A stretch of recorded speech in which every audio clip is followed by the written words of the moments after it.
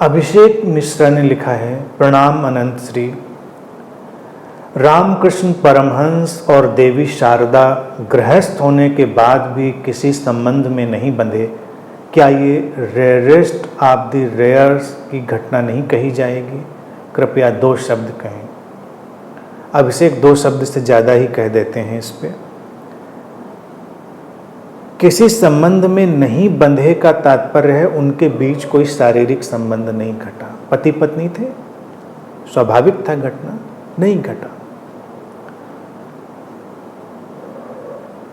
तुमने लिखा अभिषेक कि क्या ये रेयरेस्ट ऑफ द रेयर घटना है? बिल्कुल नहीं।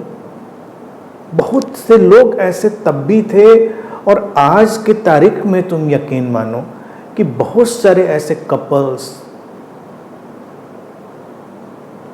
आ रहे हैं इस जीवन धारा में, जो साथ रह रहे हैं, जीवन के साथ विकसित होने में उत्सुक हैं, उनमें अपना प्रेम भी है, लेकिन शारीरिक संबंध नहीं है, या उनकी ज़रूरत नहीं लगती उनको, या उसका आकर्षण नहीं लगता, या जो भी व्यवस्था हो आज भी। और हमारी ये जो नई पीढ़ी है इसमें से भी निकल के आ रहे हैं बहुत सारे बच्चे।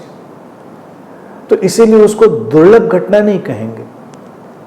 दुर्लभ घटना लोगों को इसलिए लगती है क्योंकि लोग फिजिकल रिलेशन, सेक्सुअल रिलेशन को बहुत ज़्यादा अहमियत देते हैं। उनको लगता है ये तो कोई बहुत विचित्र सी घटना है। लोगों ने अनावश्यक रूप से उसको बहुत महत्व दे दिया है या उसको उलझा दिया है। और कभी कभी तो क्या है कि अगर जो पति पत्नी भी हैं, जैसे रामकृष्ण शारदा पति पत्नी हुए, तो अगर उनके माइंड फ्रेम में झांक कर देखा जाए, या खुद अपने माइंड फ्रेम में झांक कर देखें कि समाज ने ऐसी कंडीशनिंग उनके अंदर डाली है कि पति पत्नी का मतलब ही है कि उनको फिजिकल सेक्सुअल रिलेशन में आना ही चाहिए, अनिवार्यता ही है। मैंने कहा ही कई बार कि हमारे कानून में भी यही प्रावधान है कि अगर पति पत्नी के बीच शारीरिक संबंध नहीं बन रहे हैं तो ये तलाक का आधार है। हम विवाह को भी ऐसी घटना नहीं मानते हैं कि जहां पर 2 लोग साथ रहने के लिए बस साथ हो सकते हैं। आवश्यकता किसी की है, किसी की नहीं है, ये सब अलग विषय है। रामकृष्ण शारदा के अगर घटनाक्रम में देखा जाए, दोनों लोग अपने अंतरतम में विकसित हो सकते हैं, अपनी तमाम वृत्तियों से मुक्त हो सकते हैं, वो लोग साथ आए, नहीं घटा। लेकिन ये घटना अलग अलग रूपों और अलग अलग तलों में समाज में बहुतायत में रही। और जो पति पत्नी के ऊपर दबाव होता है वो उस समाज की कंडीशनिंग का दबाव है कि ये लोग हैं तो इनका यही मतलब है। जैसे एक मुहावरा समाज में भी जुमला भी बोला जाता है, तुम उसको देखो, वो भी कितना खतरनाक है।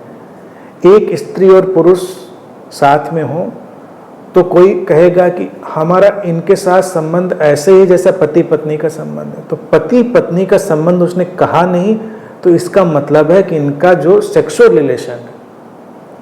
तो क्या जो विवाह है वो ऐसा नहीं हो सकता था समाज में कि लोग किसी अन्य ढंग से भी साथ में होते?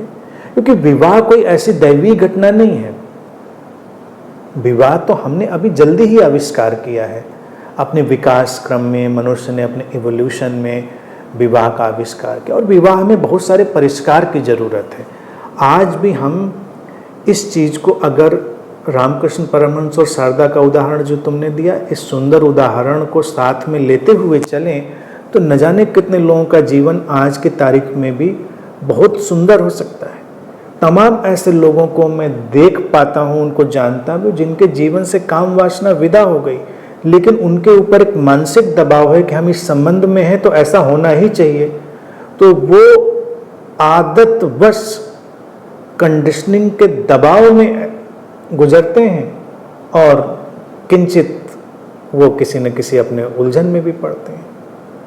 तो रेयर नहीं मैं कहूँगा, एक सहज संबंध कहूँगा। 2 लोगों के बीच, स्त्री पुरुष के बीच संबंधों के अनेक अनेक धरातल घट सकते हैं, जो कि समाज ने इसको कभी देखना नहीं चाहा।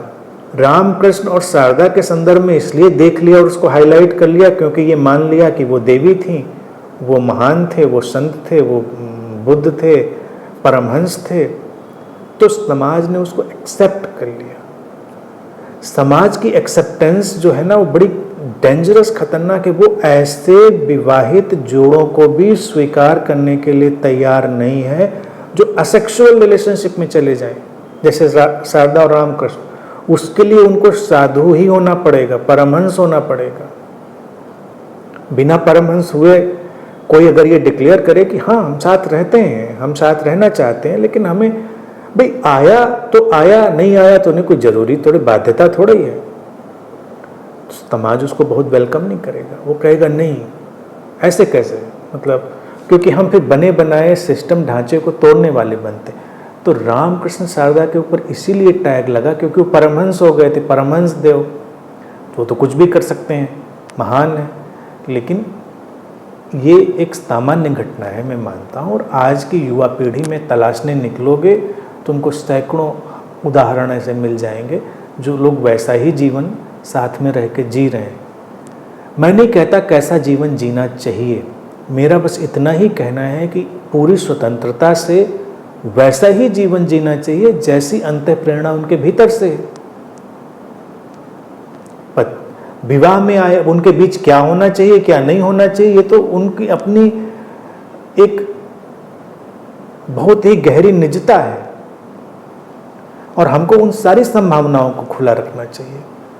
तो इसलिए उदाहरण सुंदर है, लेकिन बिना परमहंस हुए भी हंस से भी काम चल जाएगा, या कोई और हंस के अलावा कोई साधारण चिड़िया बना लें उससे भी काम चल जाएगा। वैसे भी रह रहे हैं बड़े साधारण साधारण पंछी भी हंस, परमहंस। परमहंस देखो क्यों कहा, कभी तुमने इस पर ध्यान नहीं दिया होगा। एक तो हंस और हंस पे भी परमहंस, तो उन्होंने कहा ये तो खुद रेयर बर्ड है।